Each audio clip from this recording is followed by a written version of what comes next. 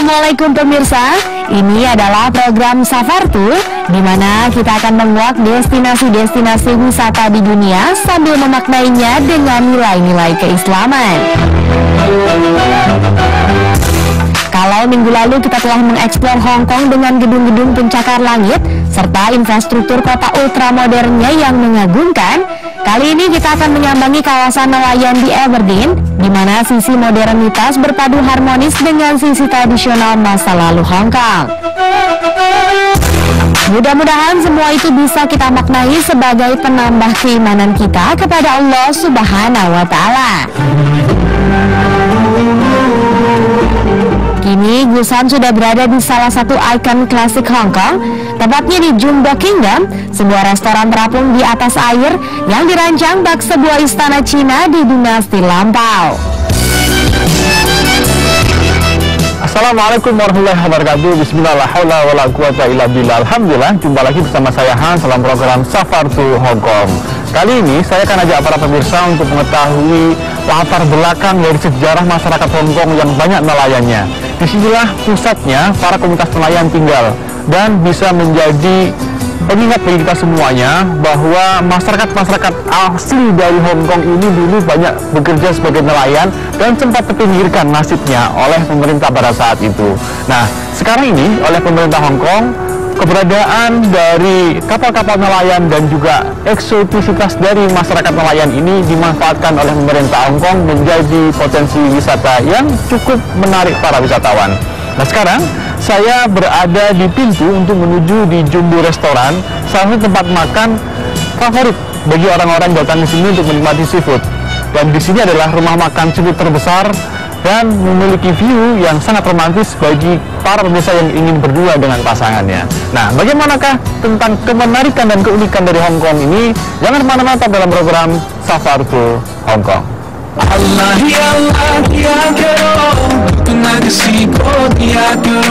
Cuaca cerah dengan warna langit kebiruan, lalu lalang moda transportasi modern, serta hiruk-pikuk para pekerja dengan mobilitas tinggi di antara kepungan hutan beton menjulang adalah pemandangan keseharian kota Bruce Lee ini.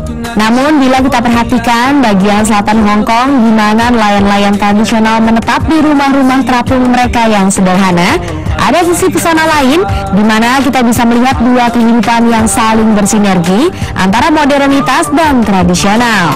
Kita bisa menyaksikan itu semua dari Jumbo Kingdom, restoran terapung yang terdiri dari 3 lantai dengan hiasan naga-naga merah, emas, serta motif tradisional Cina lainnya.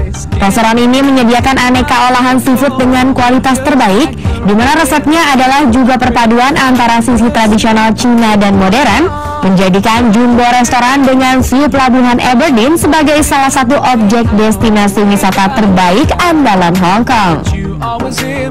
Pelabuhan Aberdeen terkenal karena menjadi tempat menetapnya ribuan nelayan tradisional yang sejak abad 19 sudah tinggal menetap di atas rumah-rumah terapung. Dari hasil tangkapan mereka lah, pasokan kebutuhan komoditas laut seperti ikan, udang hingga lobster untuk seluruh masyarakat Hong Kong didapat. Di malam hari para nelayan pergi melaut menangkap ikan, sedangkan pada siang harinya mereka menyewakan perahu-perahu mereka untuk turis yang berwisata. Pasti suasananya sangat berbeda dengan ratusan tahun yang lalu. Sementara sekarang ini kapal-kapal yang besar di sini adalah kapal pesiar yang harganya jutaan dolar. Bahkan ini menjadi ikon dari kekayaan orang-orang yang memiliki harta berlebih di Hong Kong ini. Pemilik-pemilik dari kapal-kapal ini bukan lagi nelayan, tetapi para selebritis dan juga para politisi dan pengusaha-pengusaha terkenal. Tetapi yang paling menarik lagi adalah kebersihan. Dimanapun tempatnya, dimanapun letaknya, mungkin kita susah untuk mendapatkan pantai yang sebersih ini di Pulau Jawa. Nah, bagaimana kita bisa melakukan seperti ini? Awal dari diri kita sendiri.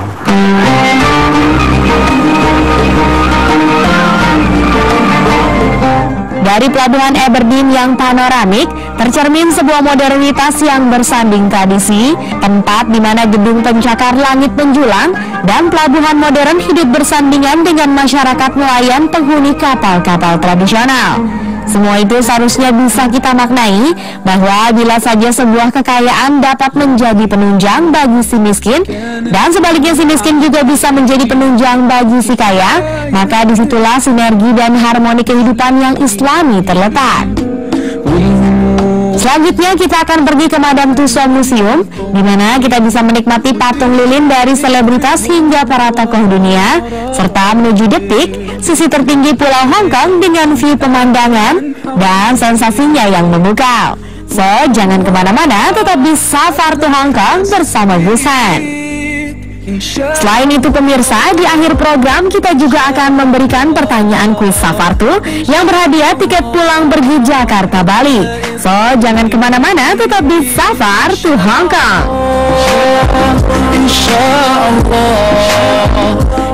Kumpulan hasil patung karya-karyanya itu, Mary Tussauds kemudian membuka museum menggunakan namanya sendiri. Hingga saat ini, resep patung lilin ala Mary Tussauds menjadi platform dasar dari semua patung-patung lilin di Madame Tussauds Museum yang ada di berbagai kota-kota besar dunia termasuk Hong Kong ini.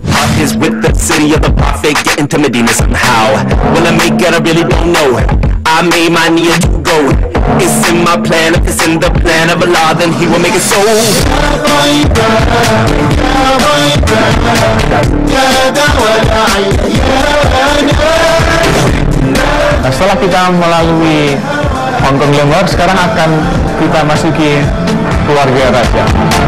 Messenger of love, send blessings on now. At least once in my life, I'm gonna get to Medina somehow. When I make it, I'm gonna be close. Make a law for the prophet that he chose.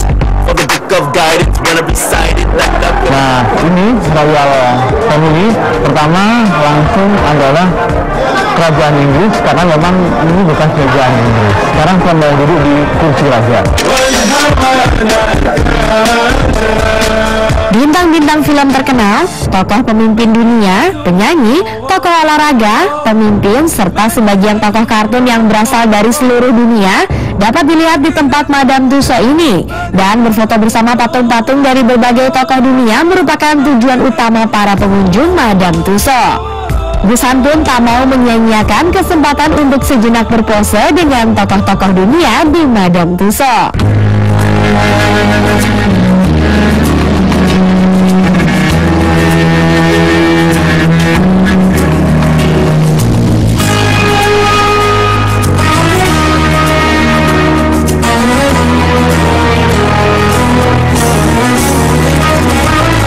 Pencahayaan di dalam museum yang ditata apik membuat patung lilin yang ada seolah-olah hidup, sehingga pengunjung bahkan bisa merasa seperti bertemu langsung dengan tokoh yang dibuat patung lilin itu. Pengunjung akan benar-benar menjadi saksi kejeniusan pembuatnya, di mana setiap karya dibuat sangat detail berikut latar belakang dekorasinya, ukuran badan hingga presisi tinggi badannya. Ruang pamer di Madame Tussauds juga akan membuat pengunjung terkagum-kagum karena beberapa benda-benda asli milik beberapa tokoh yang dibuatkan patungnya di museum ikut ditampilkan. Sementara untuk pembuatan satu patung lilin di Madame Tussauds Hong Kong memerlukan waktu setidaknya 3 sampai dengan 6 bulan, sedangkan untuk pembuatan sebuah patung menghabiskan biaya fantastis sekitar 2 miliar sampai dengan 3 miliar rupiah.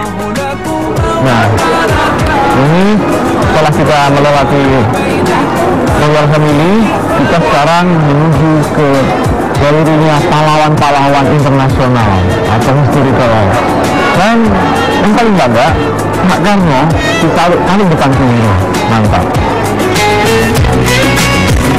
Ya, inilah patung lilin yang paling istimewa bagi pengunjung Indonesia. Patung Presiden pertama Republik Indonesia Sang Proklamator Insinyur Soekarno yang mengenakan pakaian putih dan peci hitam ciri khasnya, seolah tengah menyambut para pengunjung museum dengan senyum ramahnya yang hangat. Kelly Mark selaku General Manager Madame Tussauds di media juga mengatakan kalau patung lilin Soekarno adalah salah satu dari sekian patung yang spesial dan yang merasa terhormat dapat menghadirkan patung lilin dari tokoh pemimpin dunia terkemuka itu di Madame Tussauds Hong Kong. Di museum, pengunjung juga disuguhi berbagai souvenir sebagai buah tangan ataupun koleksi pribadi sebagai kenang-kenangan. Yang paling menarik diantaranya adalah souvenir patung lilin tangan, di mana pengunjung dapat dibuatkan cetakan tangan dengan lilin atau hand wax sebagai souvenir yang sangat eksklusif dari museum ini. Nah ini pemirsa, kalau ingin punya cendera mata sesuai dengan tangan kita, maka di sini sekitar 50 Hong Kong dolar, ya sekitar 80 ribuan.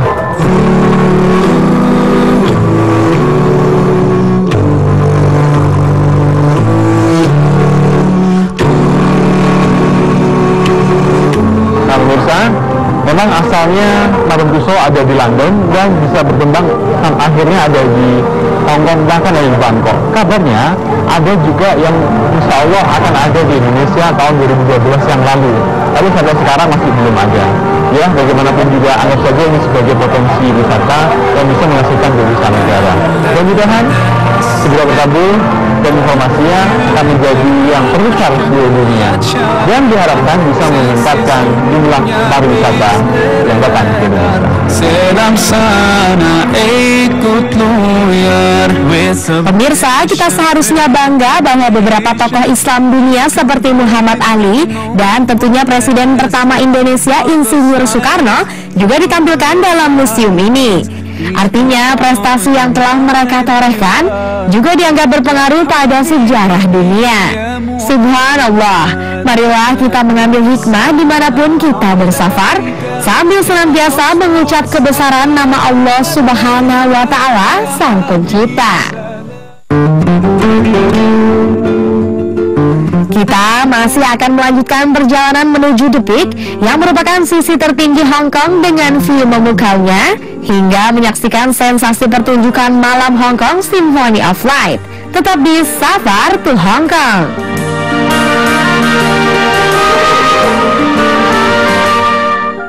Datang ke Hong Kong ini.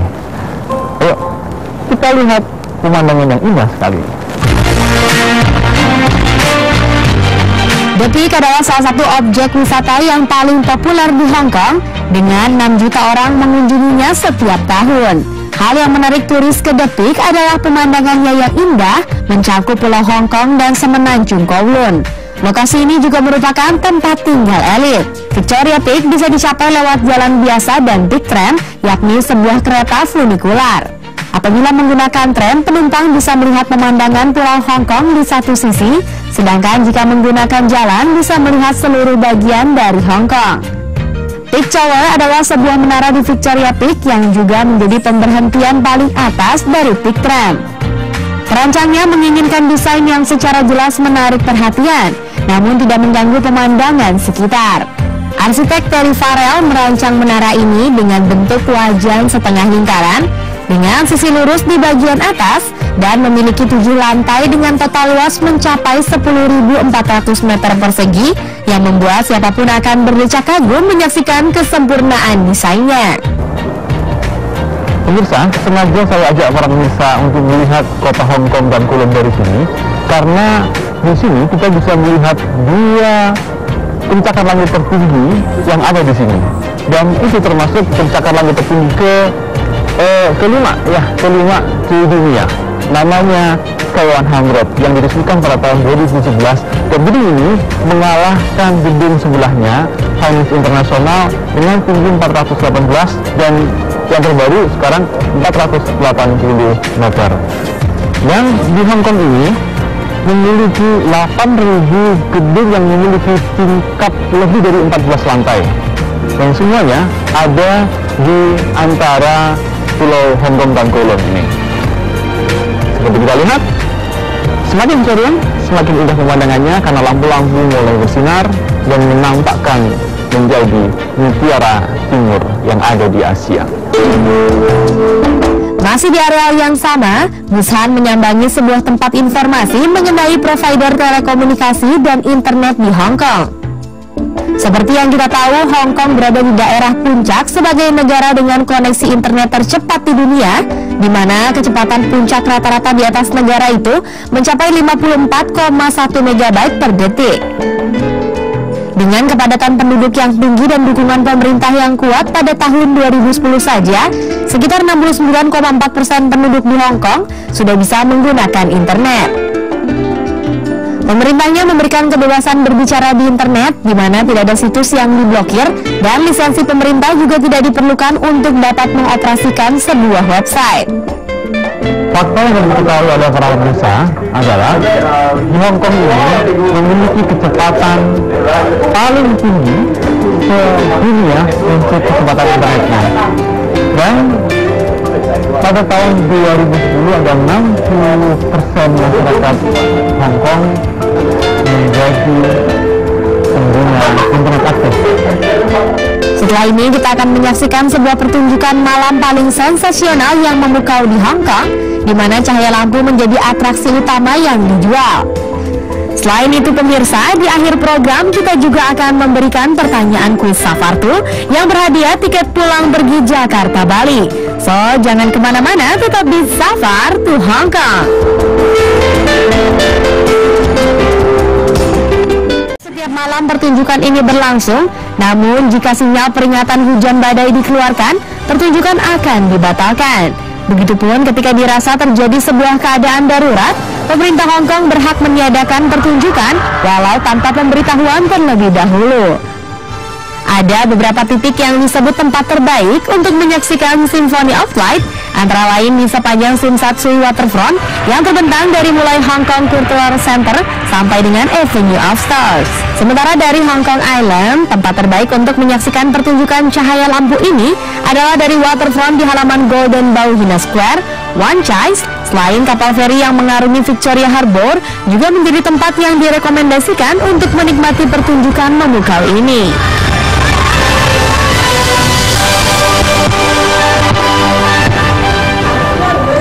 Pertunjukan ini tidak akan bisa terlaksana tanpa ada kesatuan rasa dan kesatuan niat yang sama untuk memajukan sebuah bangsa. Wa'tasimu bihablillah jami'an wa la tafarraqu. Buat apa lagi kita bercerai-berai, buat apa lagi kita memisah-misahkan diri? Saatnya kita berkumpul menjadi satu, berjamaah untuk mencapai sesuatu yang kita tuju bersama-sama. Rasa ego dan rasa mementingkan diri sendiri tidak akan bisa menghasilkan sebuah simfoni yang indah seperti halnya pertunjukan yang kita lihat. Dan inilah pertanyaan kuis Safartu Hong Kong episode kali ini untuk hadiah berupa tiket pesawat pulang pergi Jakarta Bali.